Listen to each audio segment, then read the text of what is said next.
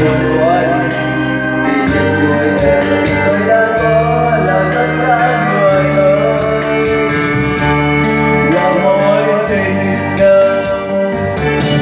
Người đàn ông mà cứ phải có khi em là người ta yêu em quá nhiều, còn gì đâu bằng cái mắt người yêu bên em khi tình đã tới.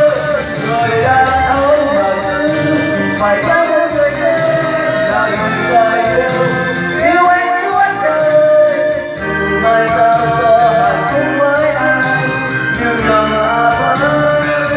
mãi nghĩ về em thôi. Anh đâu có muốn bắt đầu với người anh đang yêu này, anh quá nhé người ơi. Thật là anh không đâu có thương một gì, tại sao anh mãi cứ nhớ. Người đàn ông mà cứ phải có vì em là người ta yêu em quá nhiều, còn gì đâu bằng cái mắt người yêu tình em khi nhìn ra nhớ.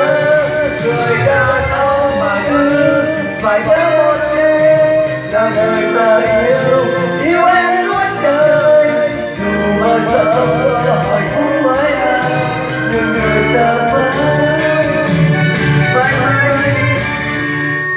về. Vâng, anh mất mất tại vì người yêu bỏ rơi vì một người nữa.